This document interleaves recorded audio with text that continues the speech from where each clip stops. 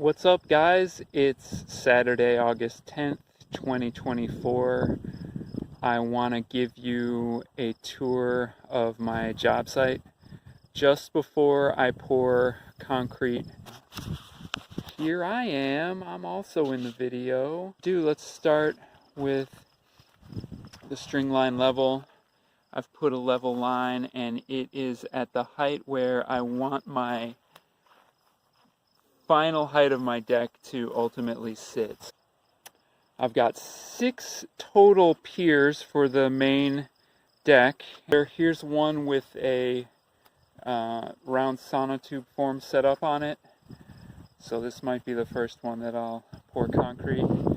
And you can see it's got rebar driven into the ground. I didn't do a deep excavation for these piers, and I just scraped the topsoil off and put some gravel in as a leveler.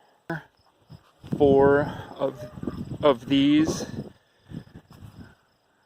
are gonna be poured today. My beloved wheelbarrow. They came from the curbside in Evanston. I've got some concrete bags piled up here, and I've got my hose set up here. Ooh. Last thing I wanted to show you before we start is some of these materials. I'm working on locating my pier locations, and I've done a plan drawing of the deck that shows the tiny house and the deck itself, and I'm using Pythagorean theorem and right triangles to transfer the ideas from this paper copy onto the ground. And I've got a master copy of this deck plan, and I'm making multiple copies of it and printing them off as needed. For example, here I had to change the distances because I thought it would save lumber better to make it a different length. I've already located the center point for my pier, and I'm now using that as a reference. The white X marks the spot.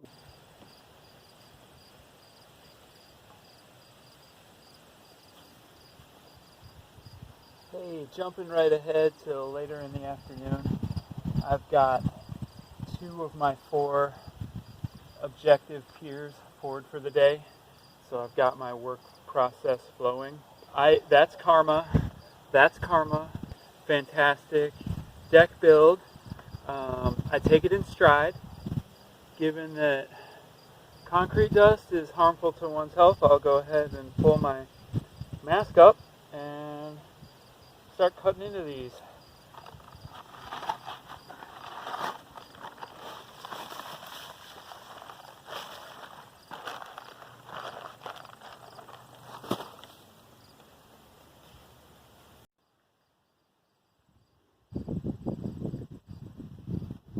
Each of the 80-pound concrete bags is said to need 3 quarts to mix with.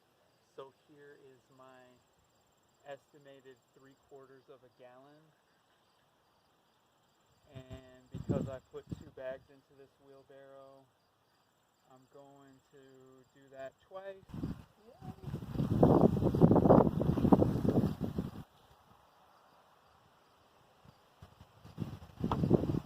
I've got a soil fork or a manure fork here that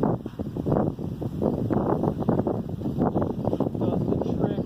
And yeah, heavy work mixing by hand, but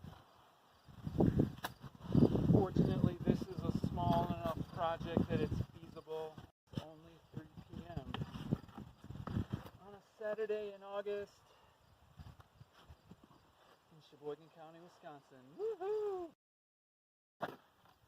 Don't want any dry stuff to remain in the bottom of the barrel. And one needs to keep good posture doing this so as to prevent injury. So good posture for me is my legs in a wide stance, best I can,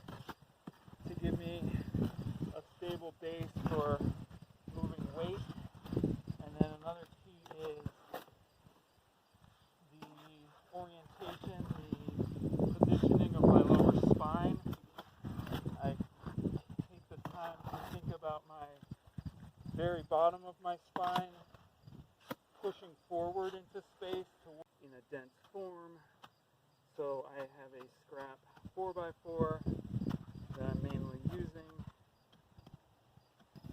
Here's where this piece of hardware comes to play. This is a galvanized J-bolt, and it needs to be embedded in this concrete.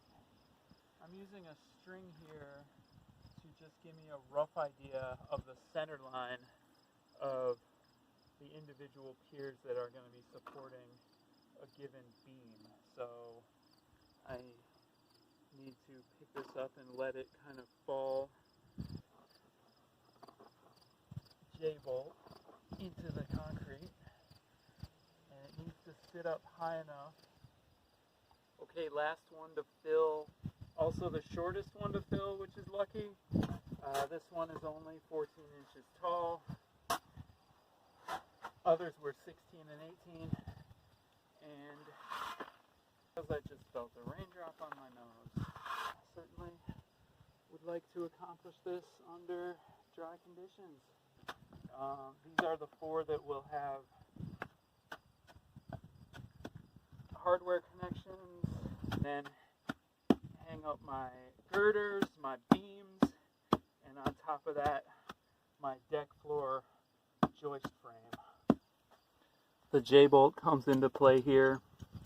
Again, looking to set this at the perfect height so that enough threads are exposed that the bolt and washer can close down on the bracket right like that. Just gonna dig it some. So as I go to tamp it, it has really got some jiggle to it and kind of a wet mass sitting up there compared to the last time, which stayed as individual granules. So here's a look at the final product, the support piers that I built my deck on. Stay tuned for a future video showing the stages of progress on the deck. Thanks for watching. Peace out.